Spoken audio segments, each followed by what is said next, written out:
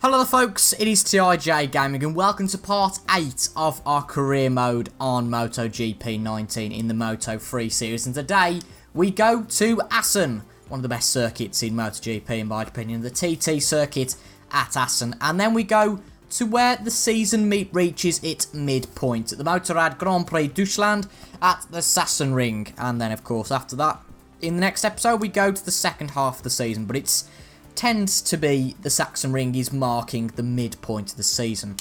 Now in the last episode, just to remind you of what's happened so far in the last episode, we had the French Grand Prix.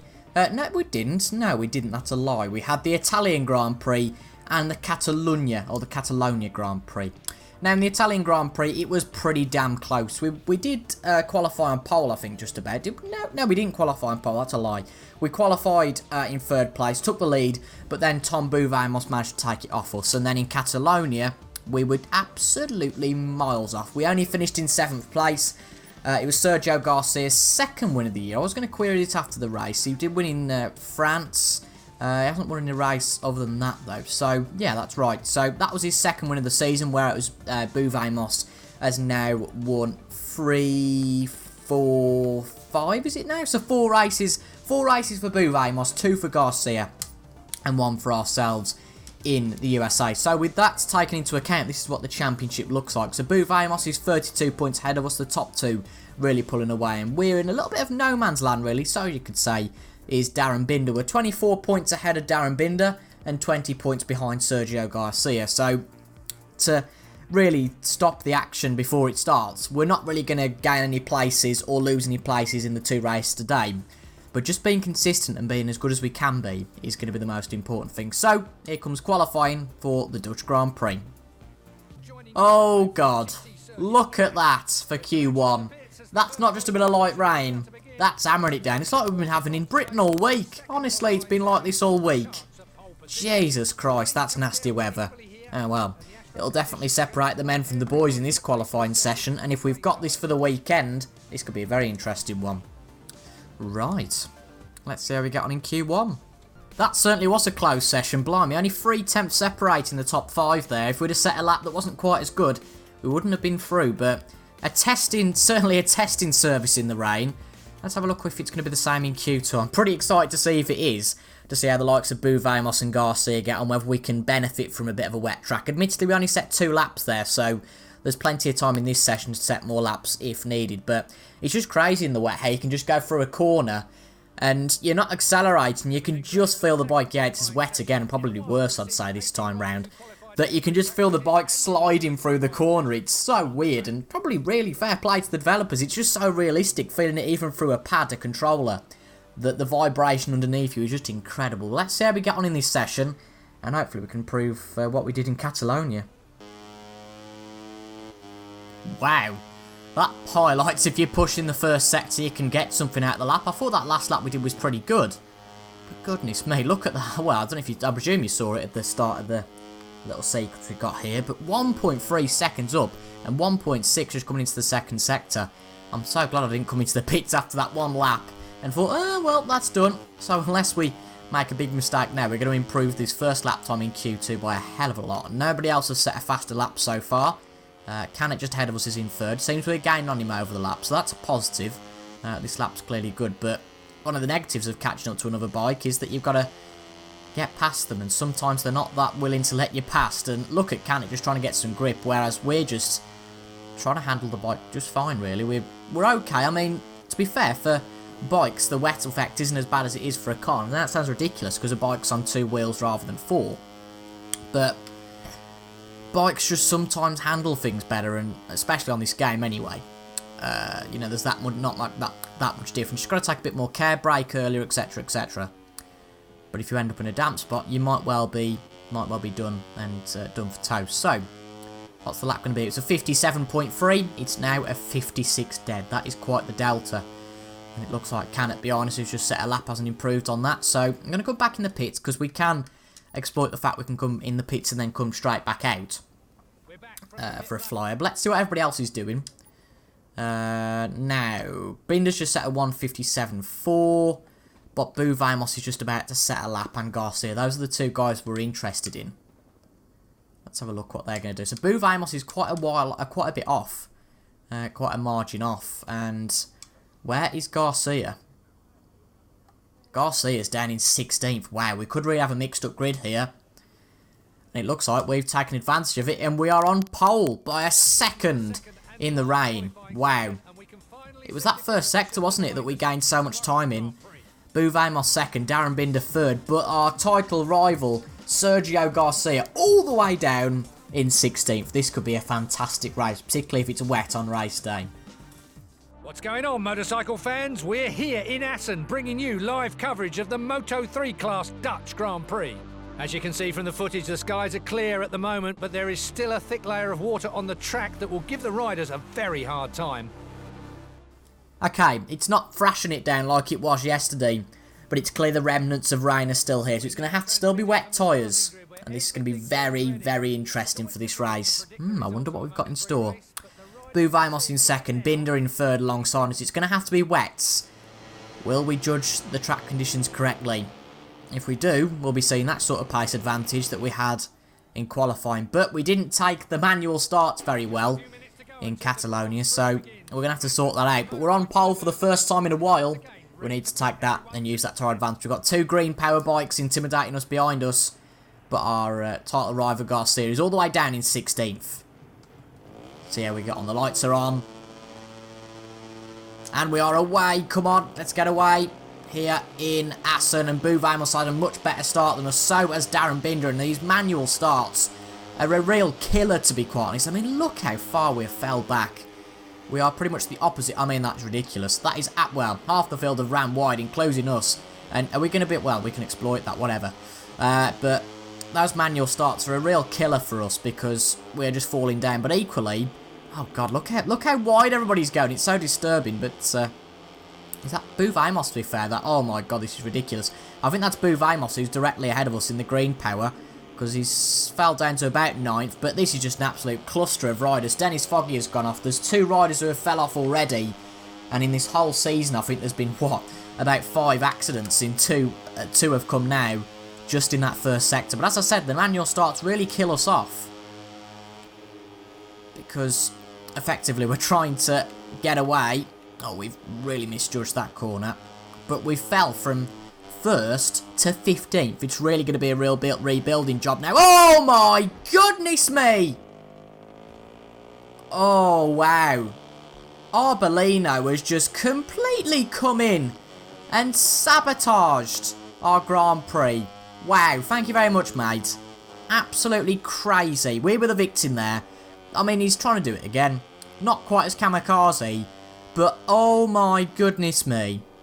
That is crazy. That might even have to be the thumbnail, because that is so ridiculous, but that's so frustrating. I mean, we fell from 1st to 15th. It was a disastrous start, yes, but at least we were in the running. But Arbolino just comes up the inside. That could have been, in real life, a very nasty accident. It would put us out of the Grand Prix, at least. But now we've got to use that mega pace we had in qualifying to make something out of this race. So Buvamos is in 7th place. We've got Garcia, who is outside the top 10, possibly just in the points. So really, this could be a crucial race for just shaking up the field, and we want to finish as high up as possible. I mean, look how late he's braking now, ridiculous. People just misjudging things. There we go, Garcia in 11th. So if we can finish somewhere above that, which I don't think we are, because at the end of the day, Garcia and Buvamos are no mugs. They're not going to stay down in those positions. But we need to follow them, and we are significantly hampered by the fact we were took off our bike. But we're making decent progress. We were, what, 26th when we fell off? We're now 21st, alright, 22nd when that KTM goes past. But we are so much quicker than the bikes around us, and hopefully we can make ground pretty quickly. I think the AI are just taking their normal dry lines, which just doesn't work in this damp, wet weather. They break in as late as they usually would. That means they are going way, way wide. Might be a glitch, might just be genuine that these Moto3 riders are thick. But, you know, we're exploiting the AI. I'm not too dissatisfied with that. I'm quite pleased. And I think we might well, but I don't know. We're going to stay on until the end of the lap, because I think we could be, or I'm just going to be really stupid and just going to be really cocky. We could be the fastest man out on track, but that could be a really cocky statement. I mean, look at how we've just really done well at the end of that corner. But to be fair, we're not the fastest man. It was a 1:54.9 that Dalla Porta set. We've just set a 55.7. To be fair, That's not bad, because if you think about it, how we've had to get past people, etc. I mean, look how wide they're running, and we're going to get past Suzuki and now Ramirez quite easily. I mean, look how much we've gained. I mean, he was half a mile away at the start of the corner, at the start of the lap, and we're right behind him now. So hopefully, it looks like Garcia's in about 9th. Who knows? We could catch, because really it doesn't matter who wins this now.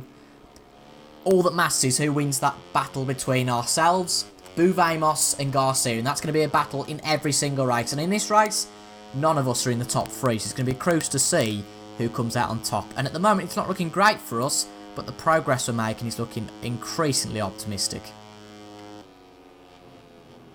Alright, okay, Ramirez.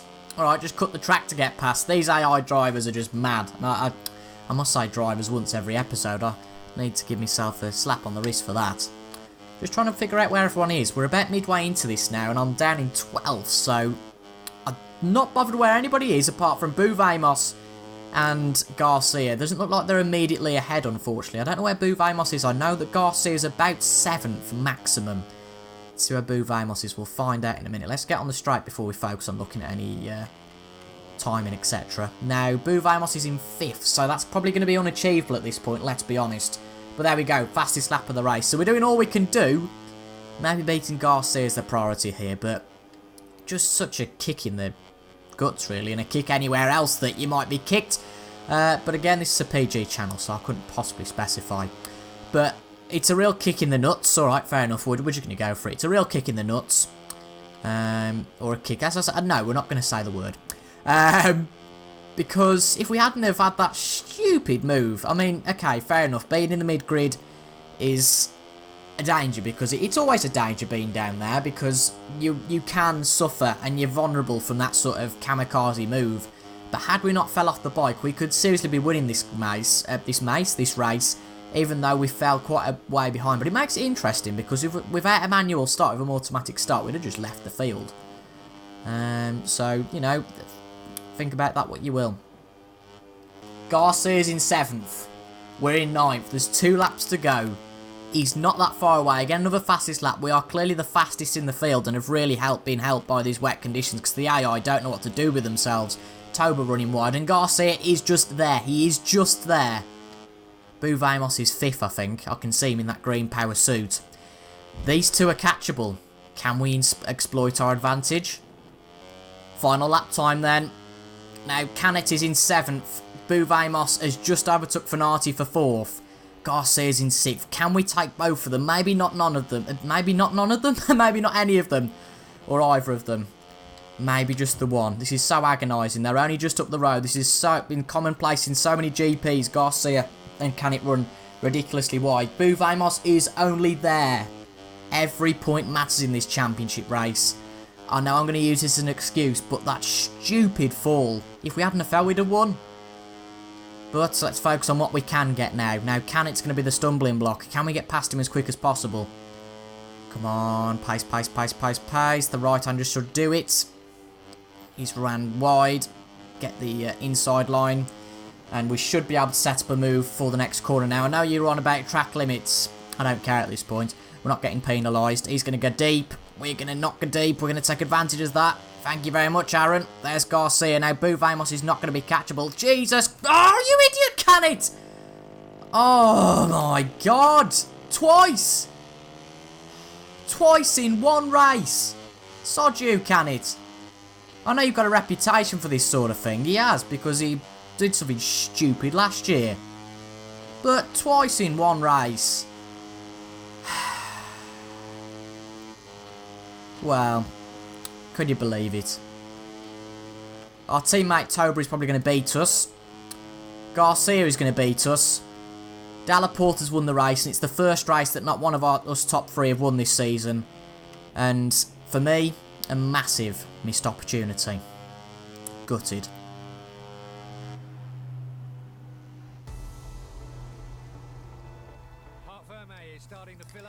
But it is what it is. Buvamos 4th, Garcia 6th, ourselves down in 8th. And we move further away from the top. God, our look's got to change at some point. Well, after that absolutely crazy race, it's time to calm down a bit. I don't think I'm fully calmed down, even though, of course, it is a fortnight later at the Sachsenring. The weather is nothing like it was at Assen, and it's a little bit puts you down in the dumps because it makes you realise qualifying isn't worth anything, really. You know, in that Assen race, we fell straight back down the grid. Just got to work on our starts. But I suppose if you start at the front and you fall down to the middle, it's better than starting in the middle and falling down right to the back. Goodness me, I had a bit of a moment there. But let's focus on getting pole here in Germany. Well, just when you thought things couldn't get more dramatic, we've got one lap to save ourselves from our first, we're not German, well, I suppose we are in Germany, but our first ever Q1 elimination. I don't know what's happening, we've done 3 laps, we were top for a while and I thought, oh, here we go, and then the time started to tumble, and Fernandez set a 31.5, I mean, that's not the best way to say the first sector, that could have killed the lap off already, we're already 2 tenths down on our personal best. This just could go from bad to worse. Well, my name's not in the top 4. We're down in 9th in this session, which puts us, what, there's 30 riders, so 10 rows, that puts us on the 8th row, middle of the 8th row. Wow, as if things couldn't go from bad to worse. Hello and welcome to the Sachsenring circuit. The waiting is finally over. The German Moto3 race will be starting in just a few minutes. The weather forecasts are very reassuring. We'll have sunny weather for the entire duration of the race. It's nearly time for the mid-season break. Let's not go out on a low. Let's make sure we can make sure. Let's make sure we can make sure. Let's make sure that we can ensure. Again, that doesn't make sense either. Let's make sure. Goodness me, Binder on pole. It's all happening this episode. I've never seen such an action-packed episode. It's all like, oh god, Aaron Canet in second as well. Jesus Christ. Don't tell me there's someone different in third. Surely. Oh, Antonelli, I'm not interested in him. Who's in third? Dalla Porta. Well, Garcia's 8th. Okay, right. And where's Buvamos? 18th. What on earth is going on this episode? It's absolutely mad. In pretty much every other race, the 3 riders that, of course, I've just mentioned have took up the first row. Instead, we've got one in 9th or 8th, can't remember. We've got one in 18th and ourselves in 23rd. Well, the championship might be opening up a little bit. Goodness me. Well, we're all feeling the pressure.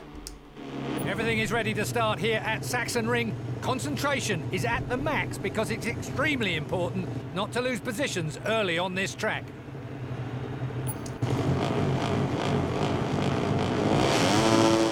Okay then, lights are on and we are away again. Not a bad start that time.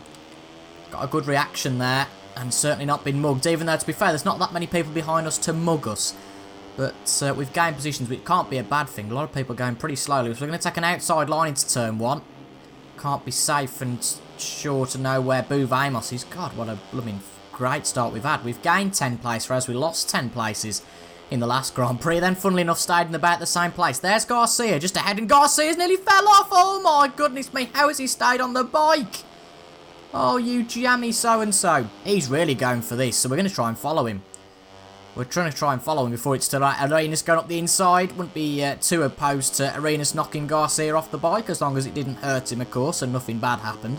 But I don't want Garcia to pull away here. We might have the measure of Buvamos, because I haven't seen him, and no way would he have gained 10 odd positions. That being said, we have, so there's no reason why he couldn't. We'll have a look at the end of the lap. But Garcia now past Antonelli, who started in 6th. We started 17 places apart, and we're going for a move on Antonelli. But Garcia is charging. Oh my goodness me, it's given us a little bit of motivation to charge. But what a start we've had. Equally, what a start Garcia's had. And that just shows how much and such the pace of a rider that we're up against for this championship this season. Here's Buvamos, look, just behind us, and he's just behind Tobru, who's just behind us, our teammate. So hopefully our teammate gives us a little bit of a helping hand. And, well, sayonara Tobru, eh? Probably Bouvet.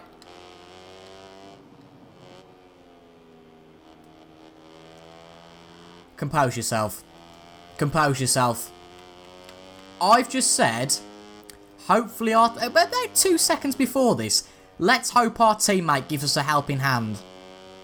Could Toba have took out Boo Vamos? I really don't know. Wow. Well, goodness me, he's right down to the back. I said, I think it was last episode, that realistically we needed a DNF from Boo Vamos to make sure that we got back in this fight. I didn't really mean that because I didn't think it would ever happen. But with him right down in the bottom of the grid, this is the best chance of that happening, although unfortunately we have got Garcia ahead of us. But you can't have everything, I suppose. A little bit of a change in the fortunes is all we need. Unfortunately, I think this race could be pretty uneventful now, apart from watching the overtake bar tick as Boo Vamos gains place after place after place, even though it's really annoyingly not going to show the fact that Boo Vamos is making any progress on this occasion. But as you can see, we're in no man's land. We've got the guys behind her are 3.5 seconds back. There we go, Boo Vamos up to 19th. They're 3.5 seconds back. The guys in front are 5 seconds ahead. So really, there's nowhere we can gain. I think Garcia's up to... hang on. That third? I mean, he's making his, well, he's just making a move, basically. And he's making his appearance known to the front runners. He could win this race, and that could be massively damaging to our title battle, and Boo Vamos's. But that being said, look how quickly he's moving up the grid. If he comes close to us again, that could be pretty embarrassing. I know I said at the start of this race, let's not go out on a low for the mid-season. I think what this race tells us is that this season is going to be explosive. The second half of the season, absolutely anything can happen. That old custom of us being first, second and third with Boo Vamos and Garcia is all well and truly disrupted. We're going to have a different winner again today, I think. It's not going to be Garcia, it's not going to be Delaporte, it's not going to be us, and it's not going to be Boo Vamos. And all of a sudden this season is massively opening up. Of course, more variance in results means more variance in the title race. And I think we've got to be on top of that. Now, Garcia's had the luck of the draw today. Boo Vamos had the luck of the draw in Assen. Are we going to get the luck of the draw somewhere? I mean, you could argue it's luck of the draw with Boo Vamos falling off. But what I'm going to tell you now through pretty gritted teeth is that Boo Vamos, even though he's fell off, has managed to get back up to 8th. Yeah. So that's a kick in the balls. Again, notice how my language is getting worse throughout the video. Well, it's 10 o'clock as I record this, and technically, if this comes out at 8, technically, well, no. You've got to be watching it on half speed for it to be 9 o'clock on watershed time, but ignore me. But anyway, coming through in the last few corners, it's Darren Binder who wins the race. So it's Green Power's, well, 6th, 7th win of the season. But it's for a different rider this time. So Garcia will finish 2nd. I think Delaporte's 3rd. But from not qualifying in Q1 to finishing in 7th, I think we can be pretty proud of that.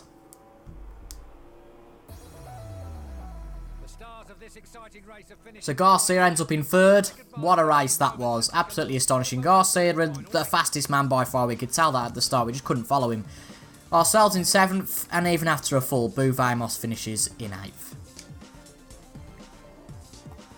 So in terms of the championship, it brings a new contender into it. Darren Binder won this race, and that brings a new contender into it. Now, we were in no man's land before the start of the video. We were 20-odd behind Garcia and 20-odd in front of Binder. Now, unfortunately, the first one hasn't changed, but the second one has. Binder's now coming into this battle. The two Green Power riders have got something to say, but the battle between Garcia and Boo Vamos is getting interesting, and so is the battle between ourselves and Binder. I think this series is going to be well worth watching coming into the next few days. But if you enjoyed that video, and I think you probably did, that was absolutely mad and absolutely bonkers, make sure to leave a like down below, comment as well, and subscribe for daily MotoGP content. I feel like you need to, what's going to come up in the next half of the season. Thank you for watching, and I'll see you guys after the mid-season break, and that's a nice wave from the rider as well. Goodbye for now.